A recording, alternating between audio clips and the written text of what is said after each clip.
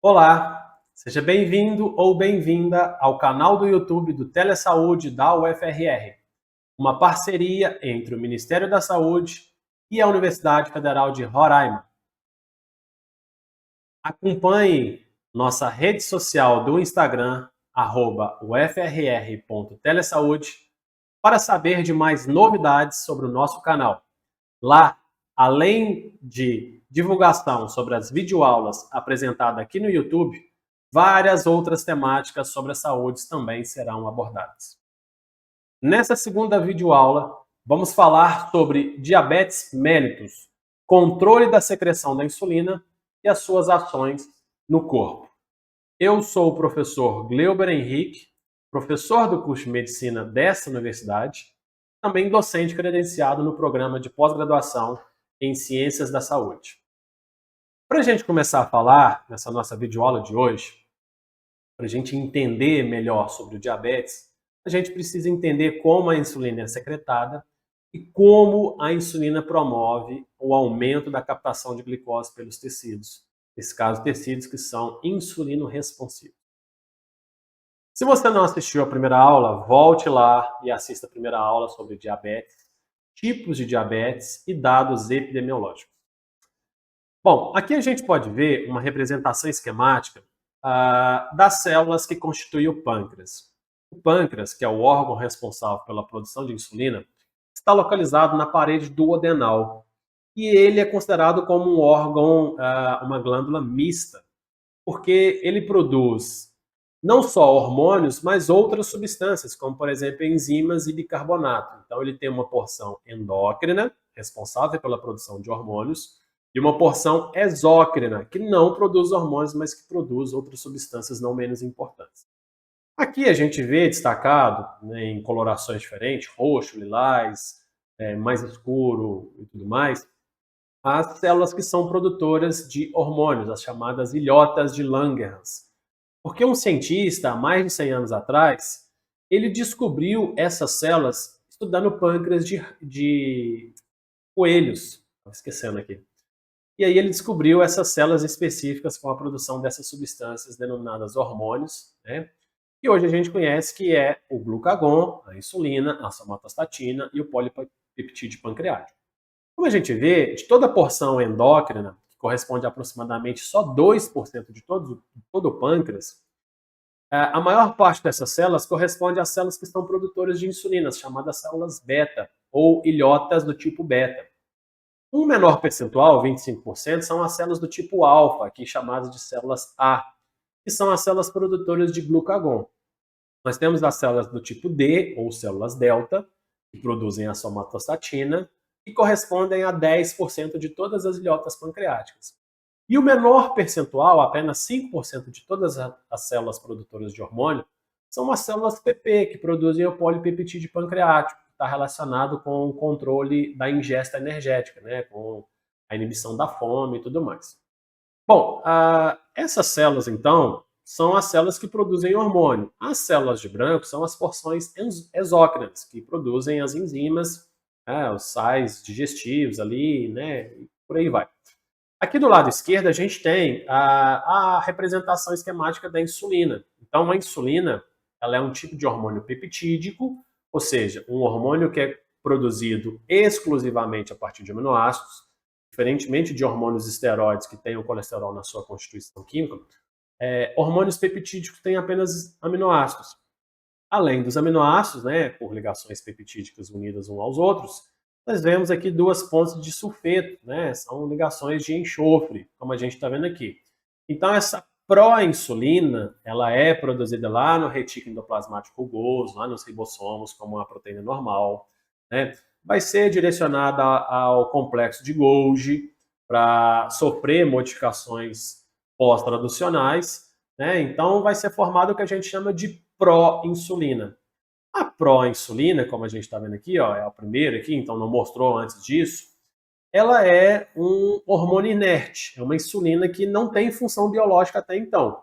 Ela precisa ainda passar por um processo de clivagem, separar as duas cadeias, como a gente está vendo aqui, do peptídeo C, para que se torne um hormônio nativo, ou seja, um hormônio funcional. Então a gente vê aqui, ó, dois resíduos, né, de arginina e um de lisina e arginina aqui vão separar de um lado e do outro e vão liberar esse peptídeo C aqui no último sozinho, né? Então a gente vê que toda vez que essa insulina vai ser liberada pela célula beta, vai ser liberado junto com essa insulina na forma nativa o peptídeo C.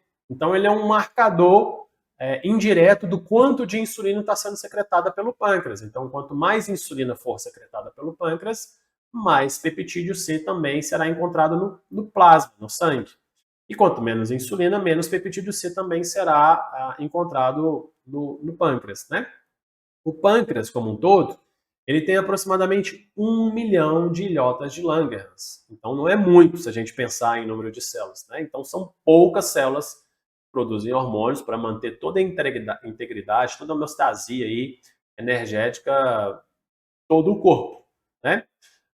Então, para a gente entender como que esse pâncreas produz essa insulina, aqui nós temos só em destaque a célula beta-pancreática, ou a ilhota beta-pancreática, que é essa circulação aqui de azul, né? Que está circulado aqui de azul como se fosse membrana plasmática. A gente percebe aqui que a glicose, que são esses pontinhos laranjas, eles estão no meio extracelular, e eles vão passar por um transportador, uma proteína canal, que a gente chama de GLUT2. O GLUT2 ele é uma abreviação de Glucose Transporter, né? Transportador de glicose. É uma proteína que é específica para transportar glicose. Hoje, a ciência já conhece 12 isoformas diferentes de transportadores de glicose, do GLUT1 ao GLUT12.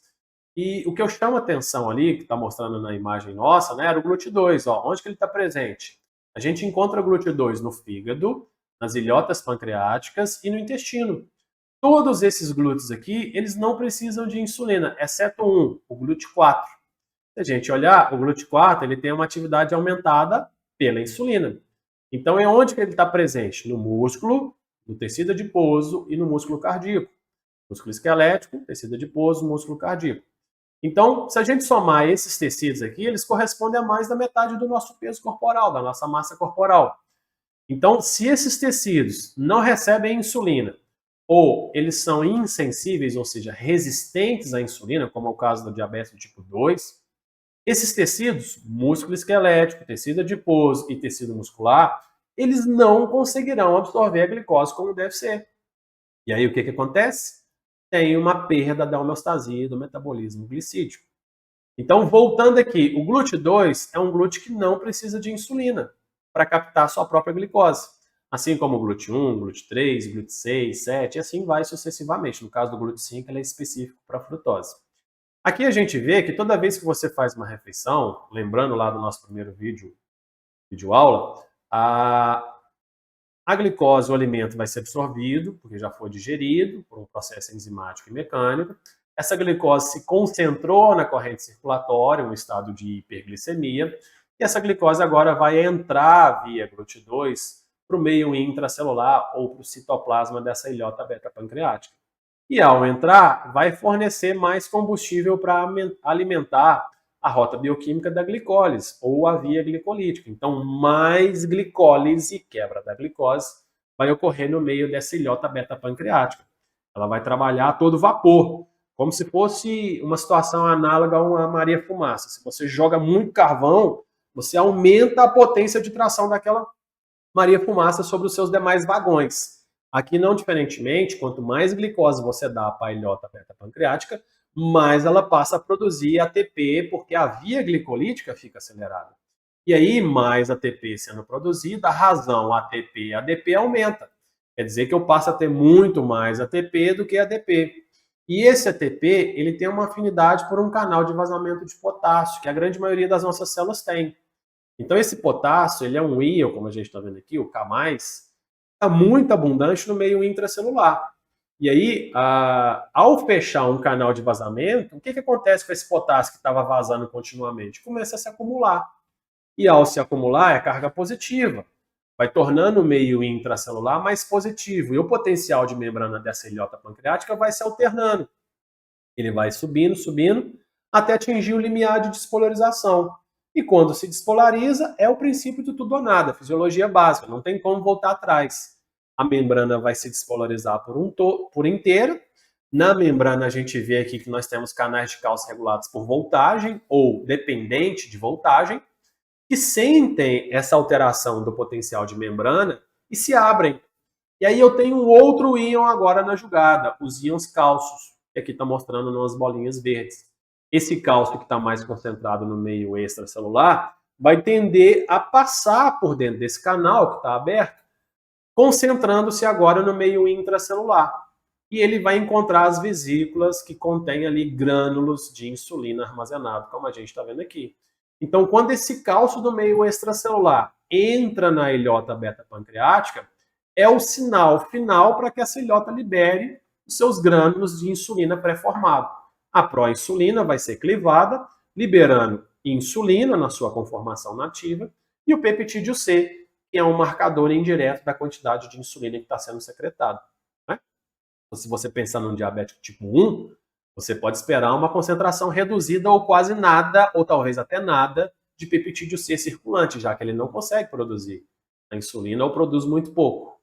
Já uma pessoa com diabetes tipo 2, você pode esperar uma concentração normal ou talvez até elevada de peptídeo C circulante, porque a grande maioria das pessoas com diabetes tipo 2 produzem quantidades excessivas de insulina numa tentativa de compensar esse estado crônico de hiperglicemia. Então, o peptídeo C vai estar também concentrado, elevado a sua concentração plasmática lá no plasma, né?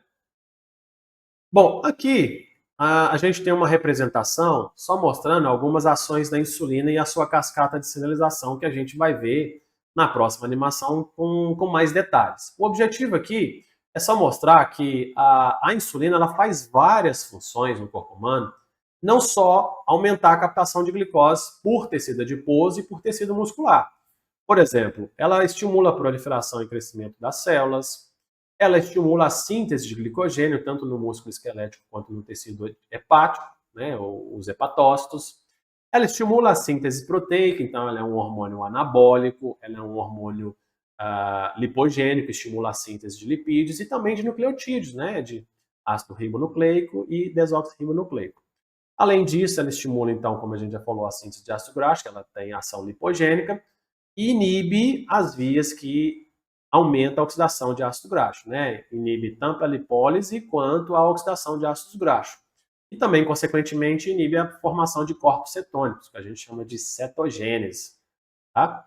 Então, cada uma das suas braços, vamos dizer assim, da sua via de sinalização, vai mediar uma determinada função, dependendo do tecido que tiver. Tá? O que nos interessa é como essa insulina aumenta a captação de glicose pelo tecido muscular e pelo tecido adiposo, né? Que são os dois tecidos que são sensíveis à insulina e que precisam dessa insulina para aumentar a sua captação de glicose. Então, toda vez que você faz uma refeição, essa glicose ela vem, né, livre lá, sendo absorvida pelo tecido intestinal, e essa glicose vai se concentrar no meio plasmático, ou seja, no sangue. Então eu vou ter um estado transitório de hiperglicemia. Então, toda vez que eu tenho uma hiperglicemia, como o GLUT2 está presente lá na ilhota beta-pancreática, o que se espera? Que essa glicose entre e sinalize para a liberação de insulina. Então, a gente já viu todo o processo de produção, íons cálcio entrando dentro dessa ilhota, vai fazer com que tenha liberação de insulina, né? E essa insulina, então, claro, vai se ligar onde tem receptor para insulina. Então, tecidos que expressam, que apresentam o receptor de insulina na superfície dessas células, essa insulina vai se ligar. O receptor de insulina ele é um receptor com duas subunidades, né? A subunidade alfa, no meio extracelular, como a gente está vendo aqui, e a subunidade beta, aqui representada por dois retângulos, né, que são domínios transmembrânicos, ou seja, eles cruzam a membrana, né, estão tanto no meio externo, entre a membrana, e no meio interno. Então, eles cruzam aí os seus aminoácidos que constituem essas subunidades desse receptor.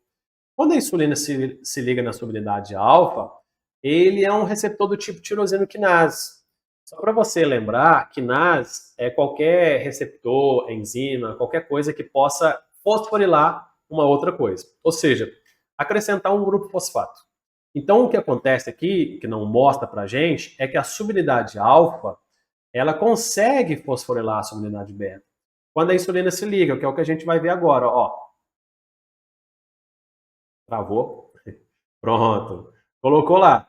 Então está fosforilada a subunidade beta. E quando é fosforilada a subunidade beta, cria-se um sítio de ancoramento. É como se fosse um encaixe de um quebra-cabeça, um encaixe perfeito para uma outra proteína. Se a gente olhar aqui, ó, bem aqui nesse ponto aqui, ó, parece um encaixe de uma peça de quebra-cabeça mesmo, né? A gente chama isso de sítio de ancoramento.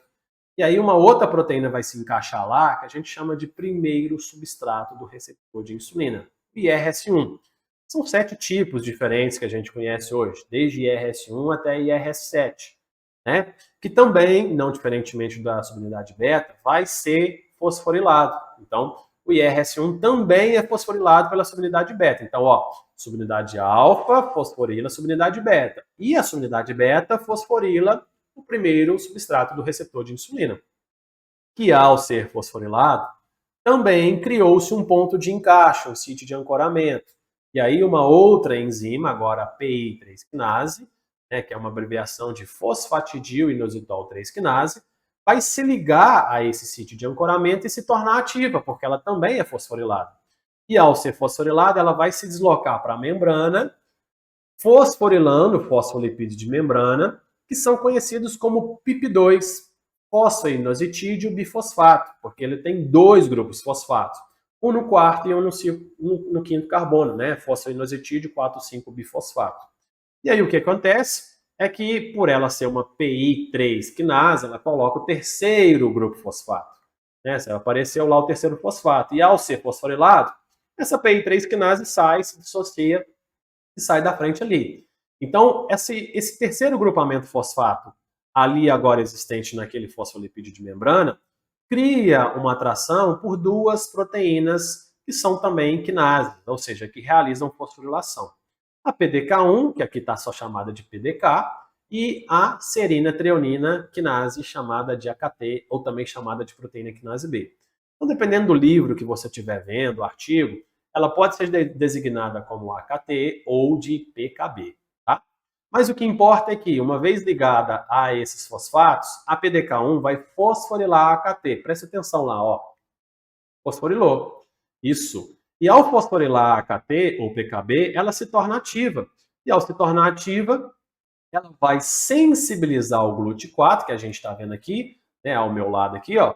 Ele está citoplasmático, ele está em microvesícula, então ele não está na membrana, para que ele se desloque para a membrana, fazendo um processo que a gente chama de translocação do GLUT4. E ao se translocar, é como se ele abrisse um poro, né? E aí, nesse poro, pode passar a glicose que está do meio extracelular para o meio intracelular. A gente vê a glicose, então, né, passando por difusão facilitada. É importante mencionar que são vários glúteos que se translocam, né, na presença de insulina. Então, não é um glúteo. E várias moléculas de glicose podem entrar por um mesmo glúteo. Então, algo que está muito concentrado no meio extracelular, que é a glicose, no estado hiperglicêmico, vai tender a entrar para o meio intracelular, justamente por causa dessa possibilidade agora de um transportador de membrana que está ali para fazer esse transporte, que são os glúteos 4. Né? Então, eu tenho um transporte que é chamado de transporte insulino-dependente, ou seja, sem insulina, esse transporte não ocorre. Lembre-se, é o tecido muscular esquelético, tecido muscular cardíaco e tecido adiposo que dependem desse transporte insulino-dependente. Todos os demais tecidos do corpo conseguem absorver glicose sem a presença de insulina, né? Então, somente o GLUT4 está lá em microvesículas, lá no meio citoplasmático, e precisa se translocar ao sinal da insulina. Os demais glúteos, não, eles já estão na membrana. É como se GLUT1, GLUT2, GLUT3, todos eles estivessem aí, ó. Desse jeito que o GLUT4 está nessa animação. Eles já estão fixados na membrana, eles não precisam da insulina para se translocar. Tá? E outra coisa que é importante mencionar é que não só a glicose, é estimulatória para a secreção pancreática de insulina. Existem outros fatores, como, por exemplo, a gente pode ver aqui um aumento da concentração de aminoácidos circulantes no plasma, uma aminoacidemia elevada. Então, quando a pessoa faz uma refeição que contém aminoácidos, esses aminoácidos vão ser absorvidos e vão se concentrar na corrente circulatória. E não diferentemente da glicose, também vão exercer o seu efeito estimulatório sobre a célula beta-pancreática para produzir insulina. E isso tem um motivo, porque a insulina aumenta a captação de diversos tecidos de aminoácidos. Sem a insulina, esses aminoácidos ficam ali circulando e com dificuldade de serem absorvidos por tecidos. Porque a insulina aumenta a quantidade de transportadores de aminoácidos na membrana. Esses transportadores são sempre acoplados ao sódio, né? Sódio dependentes. Então, sódio tirosina, sódio alanina, sódio triptofano, todos esses transportadores vão estar presentes na presença da insulina. E sem insulina eles não vão estar na membrana. Então, as células têm dificuldade de absorver esses aminoácidos. Então, olha, uma coisa retroalimenta a outra coisa. A ingestão de aminoácidos estimula a liberação de insulina, que ajuda as células a absorver esses aminoácidos. Além disso, nós temos a divisão parasimpática também, né, que é outro efeito excitatório para a liberação de insulina pelas células beta-pancreáticas. Então, toda vez que você está descansando ou num processo digestivo, que a gente sabe que o tônus parasimpático é mais elevado, esse tônus parasimpático vai fazer o seu pâncreas a liberar insulina. Então, estou lá num processo pós-prandial, depois de uma refeição. O tônus parasimpático está elevado sobre o trato gastrointestinal, inclusive sobre o pâncreas, estimulando o pâncreas a liberar mais insulina. Agora, o tônus simpático, como a gente vê aqui, ó, tem um efeito antagônico, um efeito contrário, um efeito inibitório, como a gente vê aqui. Então, ele vai inibir a produção pancreática de insulina, bem como, por exemplo, a adrenalina plasmática, que também pode ser considerada como um hormônio efetor da inervação simpática, né? Então, tem efeitos excitatórios, tem efeitos inibitórios. Por exemplo, se eu for fazer um exercício físico, onde eu tenho um aumento do tônus simpático, uma redução do tônus parasimpático, a minha insulina vai ser inibida pelo tônus simpático. E quando eu parar de fazer exercício e fizer uma refeição, a minha insulina vai ser excitada pelo tônus parasimpático nesse momento mais elevado do que o tônus simpático, né? Agora, nós vamos ver uma animação que basicamente resume tudo isso que eu acabei de falar. Eu vou tirar a minha imagem feia aqui da frente, para que você possa ver com mais riqueza de detalhes. Então, o pâncreas, né, um órgão que está alocado ali na parede do adenal, tem sua porção exócrina, endócrina, que produz os hormônios. Aqui nós temos um foco só nas células que produzem insulina, as chamadas ilhotas beta, né, que aqui está destacado de roxo ou de lilás. E essas células, elas quem irão produzir a insulina na chegada de glicose. Então a gente vê os vasos sanguíneos trazendo esses pontinhos branquinhos, que são a glicose propriamente dita, as moléculas de glicose, que não está ligada a nada, como a gente está vendo. Essa glicose, então, vai entrar para dentro da célula beta-pancreática, via GLUT2, e vai estimular a secreção de insulina, que ali vai estar os pontinhos azuis, como a gente está vendo ali, né? Então, ó, insulina sendo liberada pelas células beta-pancreáticas. Essa insulina, então, também cai na corrente circulatória, junto com a glicose, e vão circular juntas, não ligadas, né? Vão circular por todo o corpo, e ao chegar no tecido adiposo e tecido muscular, essa insulina vai se ligar nos receptores, estimulando a translocação do GLUT4, como a gente muito bem já viu, né? Então, está mostrando aí os diversos capilares que circundam, nesse caso, as miofibrilas, as células musculares, né, os miócitos, e essa insulina chegando em todas as fibras musculares, pelos capilares,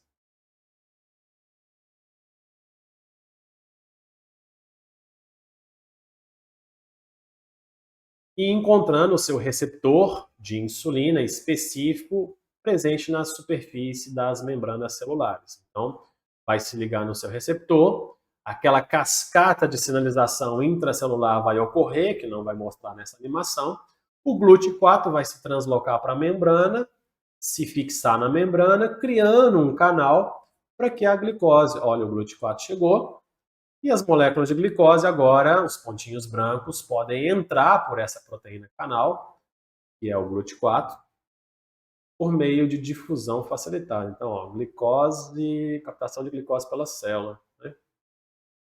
Essa glicose vai se concentrar agora no meio intracelular. Lembrando que isso ocorre tanto na célula muscular quanto na célula adiposa, né? E assim, nós encerramos essa segunda videoaula. Essas foram as referências utilizadas para a confecção da videoaula. No que se refere à animação, você pode voltar. Nós temos no canto direito superior o endereço para que você possa buscar essa animação e reassisti-la, inclusive aqui, né? Nós agradecemos a sua presença, esperamos que esse vídeo tenha feito diferença na sua vida. E não esqueça de acompanhar a nossa rede social no Instagram, @ufrr.telesaúde, para divulgação de mais videoaulas, mais webconferências, webpalestras, uma fonte de informação enorme que nós nos propusemos a fazer. Um grande abraço, fique com Deus, até a próxima.